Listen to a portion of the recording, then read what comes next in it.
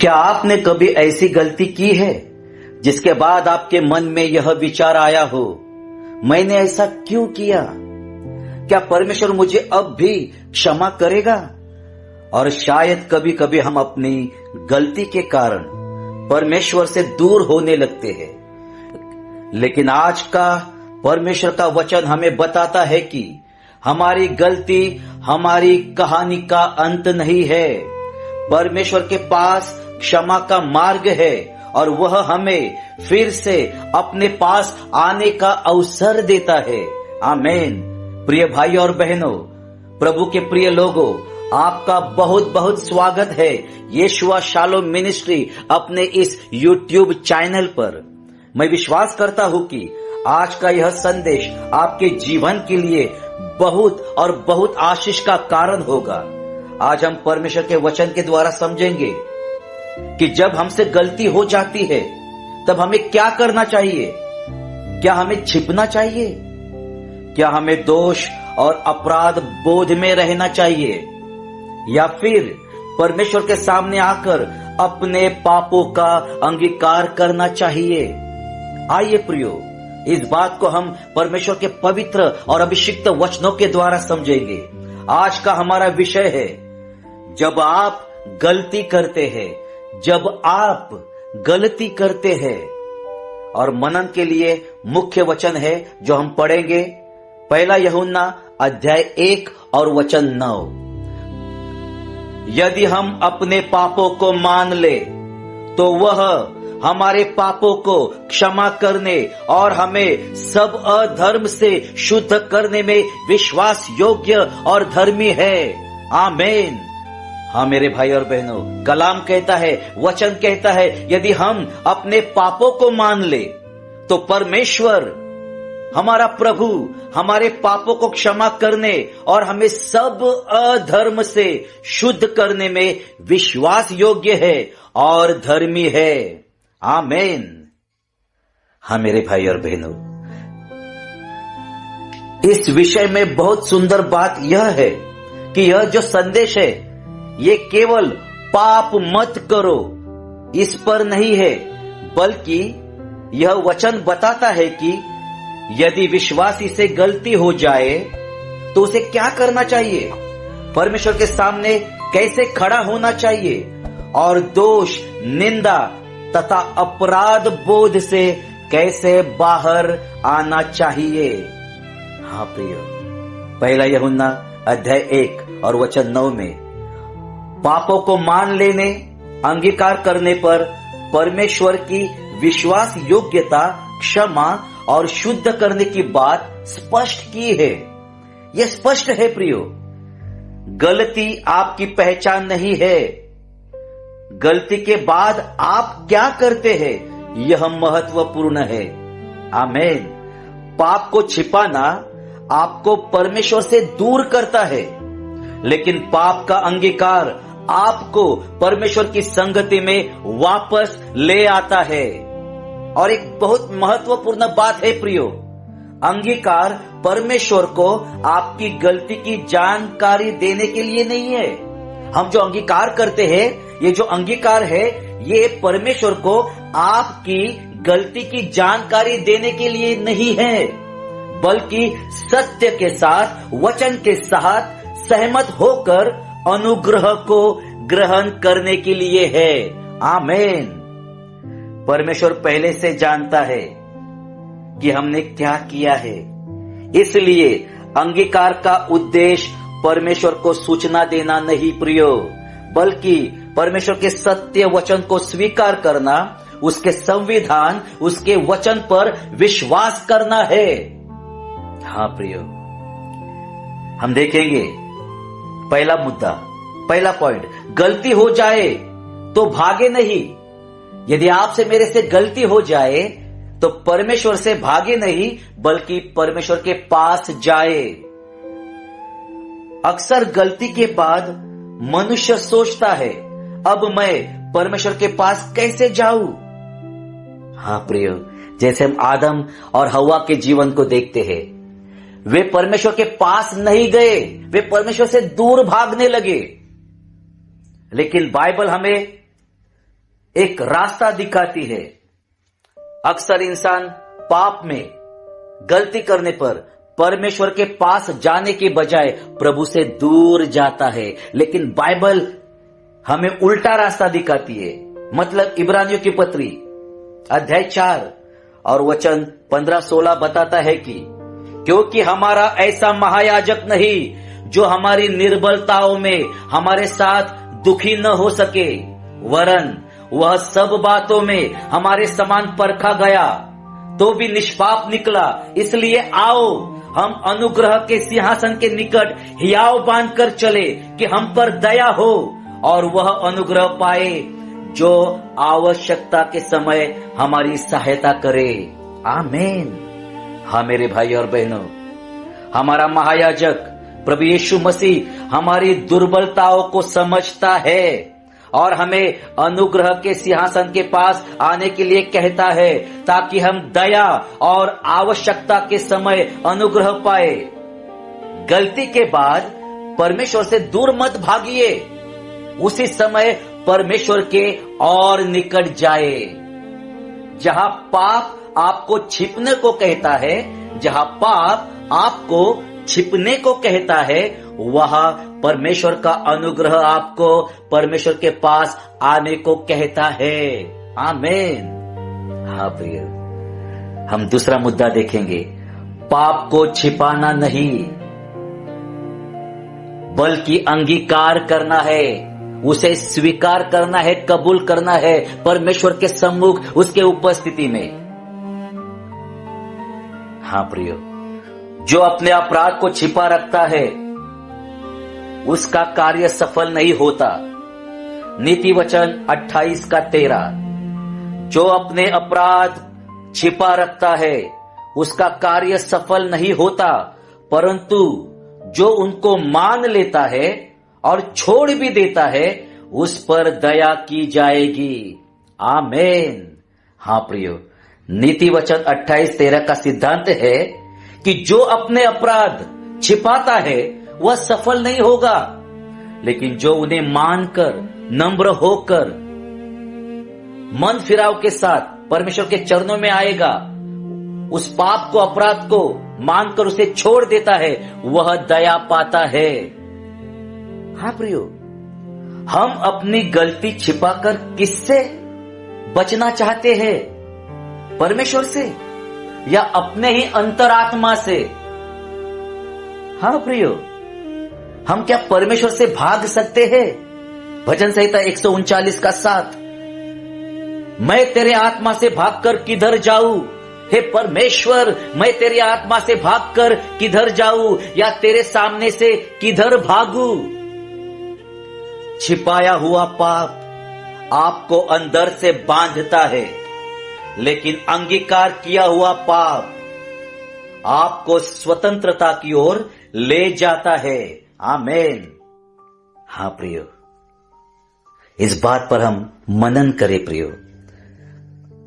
मुद्दा नंबर 3, गलती और आपकी पहचान, ये दोनों भी बातें अलग अलग है। गलती करना, पाप होना और आपकी पहचान जो मसीह यीशु में है, ये दोनों अलग अलग बातें हैं। मैंने गलती की लेकिन मैं गलती नहीं हूं। मैंने पाप किया है लेकिन मेरा नया जन्म पाप नहीं है। हाँ मेरे भाई और बहनों, मेरे कार्य में गलती हो सकती है, लेकिन मसीह यीशु में मेरी स्थिति परमेश्वर के अनुग्रह पर आधारित है। आमीन। यहां रोमियो 8:1, यह बहुत शक्तिशाली वचन है प्रियो। मसीह यीशु में रहने वालों के लिए दंड, निंदा नहीं है। रोमियो की पत्री अध्याय 8 और वचन 1। अब जो मसीह यीशु में है उन पर दंड की आज्ञा नहीं, क्योंकि वे शरीर के अनुसार नहीं वरन आत्मा के अनुसार चलते हैं।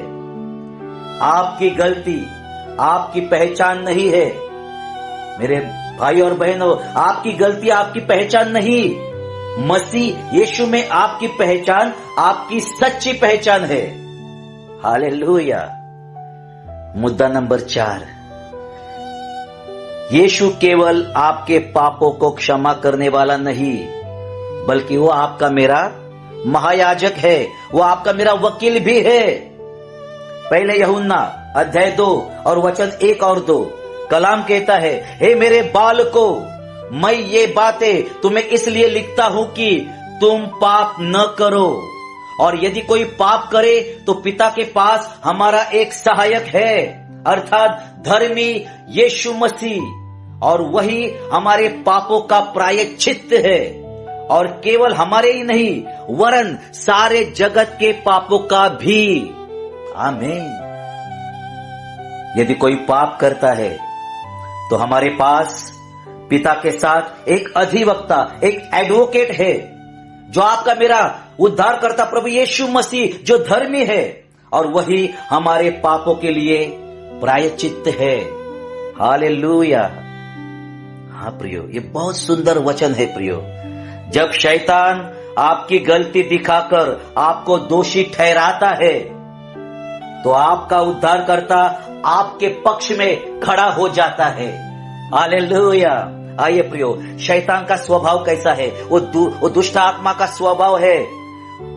प्रकाशित वाक्य 12 और वचन 10 को यदि हम पढ़े, प्रकाशित वाक्य 12 का 10, फिर मैंने स्वर्ग से यह बड़ा शब्द आते हुए सुना, अब हमारे परमेश्वर का उद्धार और सामर्थ और राज और उसके मसीह का अधिकार प्रकट हुआ है, क्योंकि हमारे भाइयों पर दोष लगाने वाला, जो रात दिन हमारे परमेश्वर के सामने उन पर दोष लगाया करता था, गिरा दिया गया है।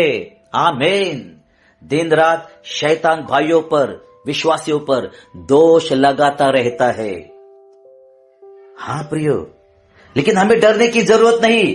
शैतान आपकी गलती दिखाकर आपको दोषी ठहराता है, लेकिन आपका मेरा उद्धार करता प्रभु यीशु मसीह आपके मेरे पक्ष में है, जो आपका मेरा धर्मी सहायक है, महायाजक है, जो आपके मेरे लिए प्रायश्चित है प्रियो। लेकिन यहां एक आत्मिक सूचना भी है प्रियो, जिसके द्वारा हमें सावधान रहना है। यह बहुत सुंदर वचन है, यह आपके मेरे लिए है। एक विश्वासी का पश्चाताप के द्वारा पुनर्स्थापना का वचन है, लेकिन यह एक आत्मिक सूचना भी है, जिसके द्वारा हम सावधान रहे। रोमियो 6 का 1 और 2, रोमियो की पत्री अध्याय 6 और वचन 1 और 2। तो हम क्या कहे? क्या हम पाप करते रहे कि अनुग्रह बहुत हो? कदापि नहीं। हम जब पाप के लिए मर गए तो फिर आगे को उसमें कैसे जीवन बिताए? हाँ प्रियो, अनुग्रह ज्यादा है, इसका मतलब ये नहीं कि हम पाप ही करते रहे। यदि धर्मी 7 बार गिरे तो परमेश्वर उसे उठाता है, इसका मतलब ये नहीं कि धर्मी गिरते रहना चाहिए, हम पाप ही करते बैठे। पहला पत्रस 2 और 24 कलाम कहता है, वह आप ही हमारे पापों को अपनी देह पर लिए क्रूस पर चढ़ गया, जिससे हम पापों के लिए मरकर धार्मिकता के लिए जीवन बिताए, क्योंकि उसी के मार खाने से आप और मैं चंगे हुए। आमीन। हाँ प्रियो, देखिए, इसका मतलब यह नहीं कि हमें पाप करने का लाइसेंस मिल गया या हम पाप का मनोरंजन करते रहे, हमारे बुरे स्वभाव, बुरी आदतों को नजरअंदाज करते रहे, हम उस अनुग्रह के द्वारा धार्मिकता में जीवन बिताए। हाँ प्रियो, यीशु मसीह का लहू आपके मेरे पापों को क्षमा करता है, आपको मुझे शुद्ध करता है, लेकिन इसका मतलब यह नहीं कि हम गिरते रहे। किसी परमेश्वर के दास ने बहुत सुंदर रीति से कहा है, अपने जीवन में विश्वासियों ने 2 बातें तुरंत करे, अपने जीवन में 2 बातें तुरंत करे। पहली बात कि वो तुरंत पश्चाताप करे, मन फिराव करे, अपने पापों का अंगीकार करे, अपने पापों को मान ले, परमेश्वर की उपस्थिति में मन फिराव तुरंत करे, पश्चाताप तुरंत करे। और दूसरी बात, क्षमा करने के लिए देरी न करे, क्षमा भी तुरंत करे। आमीन।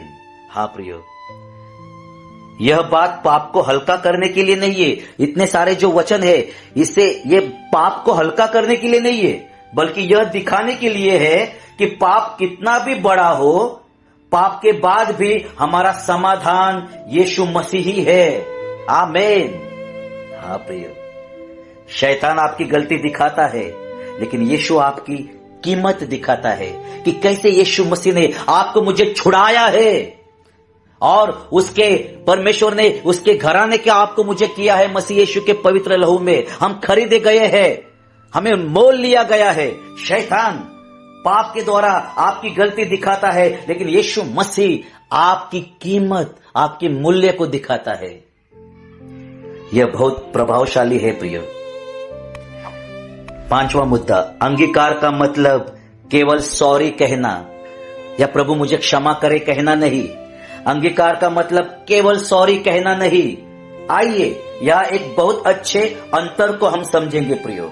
अंगीकार का मतलब प्रभु मुझसे गलती हो गई, पूरे नम्रता के साथ पश्चाताप करना और विश्वास के साथ कहना कि प्रभु मैंने गलत किया है, मैं इसे स्वीकार करता हूं, मैं अपनी गलतियों को मानता हूं, मैं आपके वचन से सहमत हूं, मैं इसे छोड़ता हूं और यीशु के पूर्ण किए हुए उद्धार के कार्य पर विश्वास करता हूं। आमीन।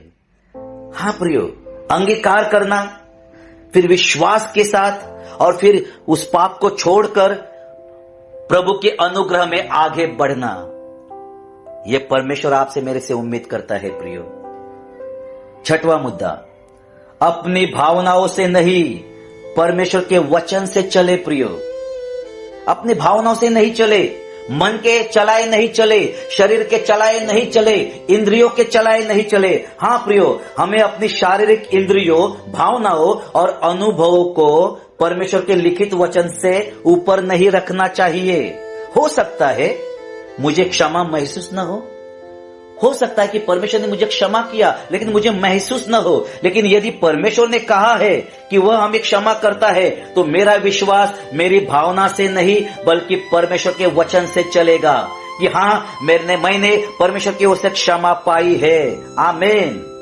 क्षमा महसूस करने की चीज नहीं, क्षमा विश्वास करने की सच्चाई है, वास्तविकता है। आमीन। मेरी भावना बदल सकती है लेकिन मेरे परमेश्वर का अभिषिक्त सामर्थी पवित्र वचन कभी नहीं बदलता।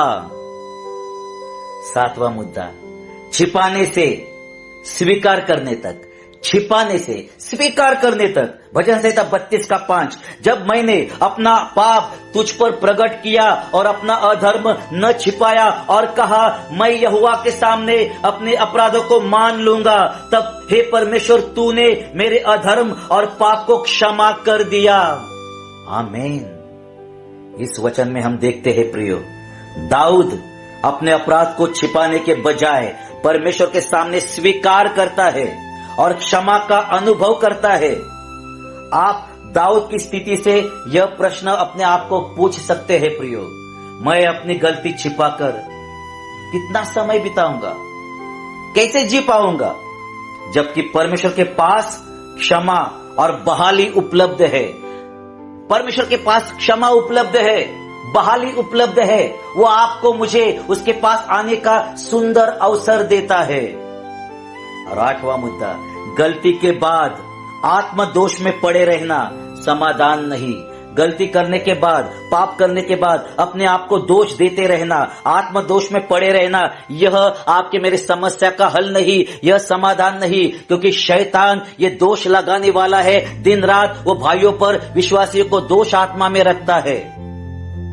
लेकिन रोमियो में प्रभु का वचन कहता है, रोमियो की पत्री 8:1, अब जो मसीह यीशु में है उन पर दंड की आज्ञा नहीं, क्योंकि वे शरीर के अनुसार नहीं परंतु आत्मा के अनुसार चलते हैं। आमीन। आप कह सकते हैं प्रियो, पश्चाताप आपको परमेश्वर के पास ले जाता है, निंदा आपको परमेश्वर से दूर करती है। हाँ प्रियो, निंदा आपको परमेश्वर से दूर करती है, परंतु पश्चाताप, मन फिराव आपको परमेश्वर के पास ले जाता है। ये एक बहुत सुंदर माध्यम है परमेश्वर के सम्मुख आकर फिर एक बार अपने आत्मिक जीवन की पुनर्स्थापना करने के लिए। यह बहुत महत्वपूर्ण फर्क है प्रियो। पश्चाताप कहता है मैंने गलत किया है, मैं परमेश्वर के पास लौटता हूं, और निंदा कहती है मैं गलत हूं, मैं दोषी हूं, मैं पापी हूं, इसलिए मैं परमेश्वर के पास नहीं जा सकता। हाँ मेरे भाई और बहनों, इन दोनों बातों में बहुत बड़ा फर्क है। निंदा कहती है मैं गलत हूं, मैं दोषी हूं, इसलिए मैं परमेश्वर के पास नहीं जा सकता। लेकिन पश्चाताप कहता है कि मैंने गलती की है, लेकिन मैं परमेश्वर के पास लौटता हूं। और यही जगह है जहां आप यीशु के कार्य को केंद्र में ला सकते हैं, आपके जीवन में उसके अद्भुत उस परिणामों को, उस प्रभाव को देख सकते हैं। जब गलती हो जाए तो क्या करें? पहला यूहन्ना अध्याय 1 और वचन 9 जो हमने पढ़ा, अपने पापों को छिपाए नहीं, अपने अपराधों को छिपाए नहीं, उसे स्वीकार करे, कबूल करे, परमेश्वर के पास आए और मन फिराव के साथ उस वचन की घोषणा अपने जीवन के ऊपर करे। गलती आपकी पहचान नहीं है। रोमियो 8 का 1, आप मसीह में है और इसलिए आपके ऊपर कोई दंड आज्ञा नहीं।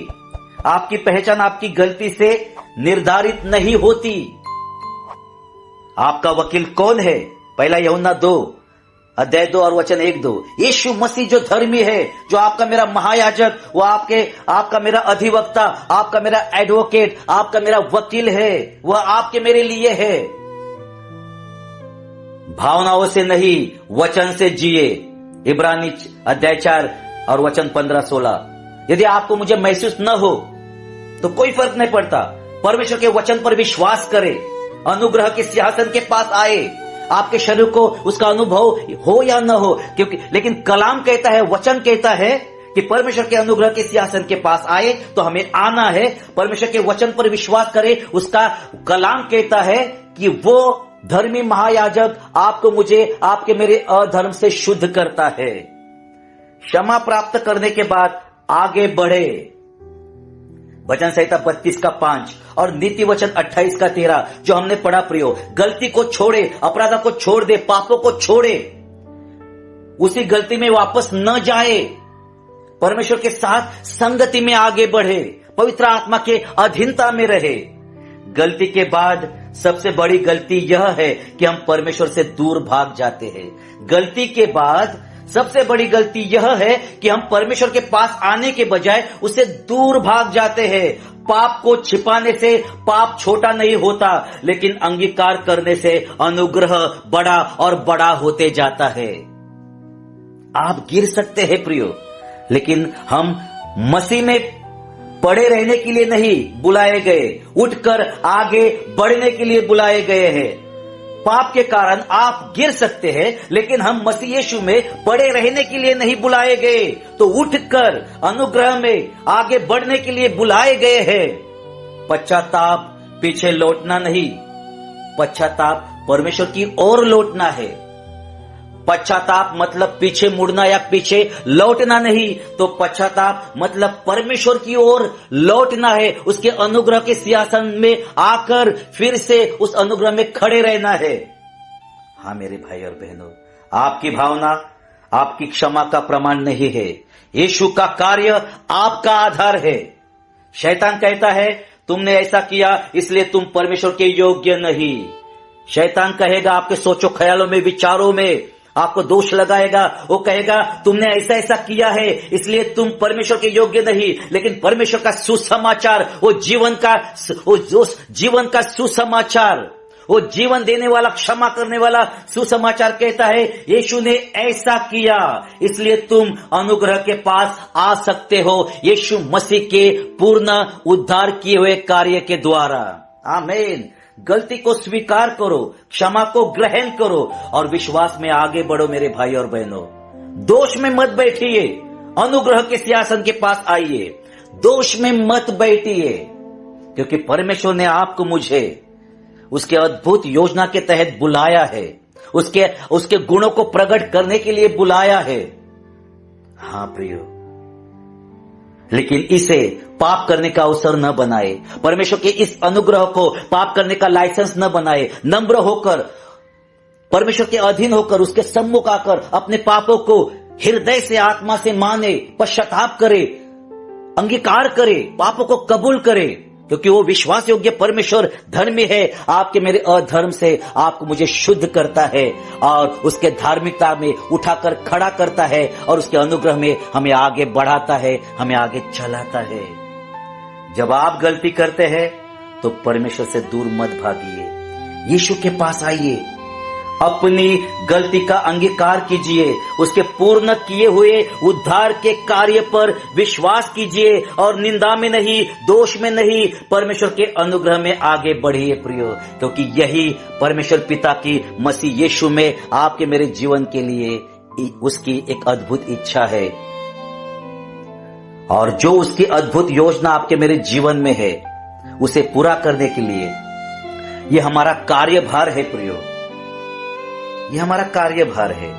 सो आइए प्रियो, यदि हम अपने पापों को मान ले तो वह हमारे पापों को क्षमा कर ले और हमें सब अधर्म से शुद्ध करने में विश्वास योग्य और धर्मी परमेश्वर है। उस क्षमा को प्राप्त करें जो ऑलरेडी आपको मुझे मिली है। आपके मेरे पश्चाताप करने के द्वारा प्रभु आपको मुझे क्षमा नहीं करता, क्योंकि क्षमा आपको मुझे मसीह यीशु में ऑलरेडी मिल गई है। आपके मेरे अंगीकार के द्वारा वो मिली हुई क्षमा हमारे जीवन में हम प्राप्त करते हैं, वो क्षमा हमारे जीवन में प्रकट हो जाती है। आमीन। सो आइए प्रियो, परमेश्वर का ये पवित्र वचन हम सभी के जीवनों के लिए आशीष का, छुटकारे का, चंगाई का, अभिषेक का, वरदान का, प्रकाशन का और परमेश्वर की अद्भुत योजना पूरी होने का कारण ठहरे। Praise the Lord, hallelujah. सभी को जय मसीह की। God bless you all.